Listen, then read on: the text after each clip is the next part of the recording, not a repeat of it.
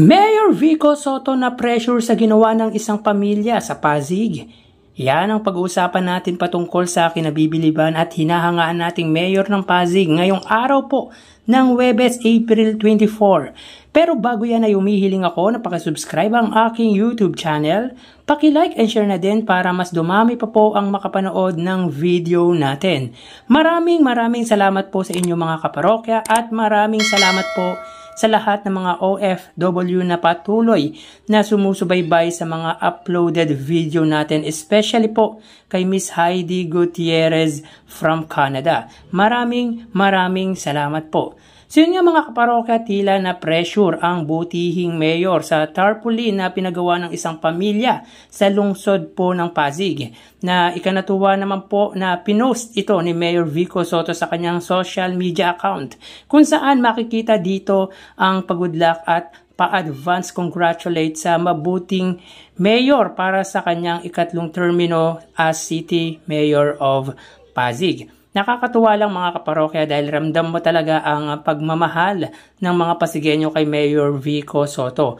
The only politician dito sa bansa that doesn't need an effort to make any election materials because Pasigueños are making ways for him. They are making sure that Mayor Vico Sotto's nothing to worry but the win. Like example, this family na nagpagawa po ng tarpaulin for Mayor Vico Sotto. Talagang solid Vico Sotto ang pamilyang to mga kaparokya. Actually, marami pang pakulo ang mga Pasigueños like Vico Sotto's frames, slogan, customized shirts at kahit ano pang pamamaraan para maikampanya ang butihing mayor. Pero ang pinaka nakakatuwa dito mga kaparokya ay tila napukaw o nakuha ng tarpaulin na ito ang pansin ng butihing mayor dahil tila may something unfinished business na dapat tapusin si Mayor Vico. So sabi sa caption nito mga kaparokya, "Hoy, sino nagpagawa nito? Bakit ganyan?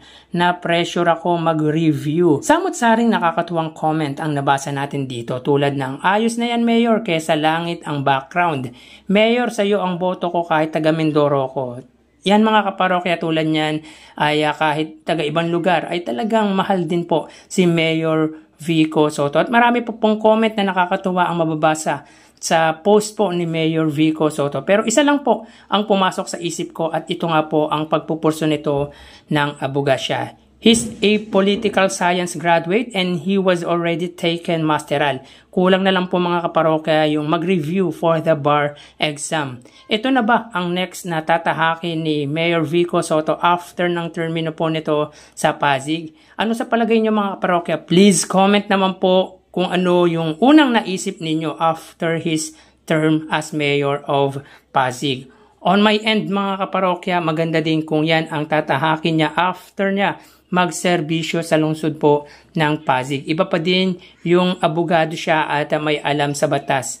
Yung hindi siya basta-basta mapapaikot ng sino man. Alam naman natin na hindi pa siya able to run in presidency by 2028 because he's turning 39 years old by that year. 6 years pa ang hihintayin ng mga umaasang gusto siyang maging presidente by 2034. Kaya maganda din para sa akin na ituloy niya ang tila mga kaparokya parang unfinished business ni Mayor Vico Sotto at ito nga po ay ang pag-abogado. Sayang lang mga parokya dahil 1 year lang ang pagitan na pwede siyang tumakbo in a higher position. Sana nga may exception mga parokya yung batas about sa age requirement for presidency, kaso mukhang malabo. Kaya mainam din na ipagpatuloy nito ang pagiging lawyer dahil ito naman talaga ang gusto nitong gawin sa buhay. Anyways, one of the good attitudes of Mayor Vico Sotto ay napaka-appreciative sa lahat ng bagay. Kaya huli talaga nito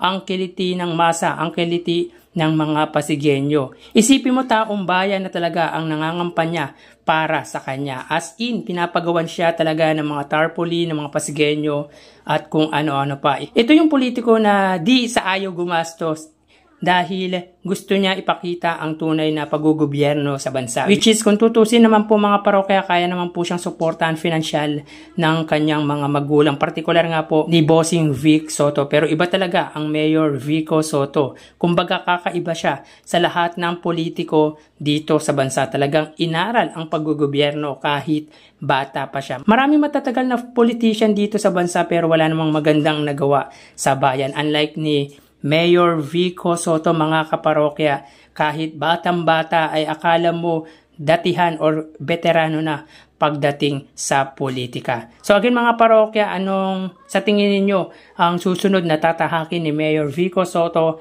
after his term as City Mayor of Pasig? Please comment down below. So hanggang dito na lang po tayo mga parokya. Mag-iingat po tayo palagi. Thank you and God bless.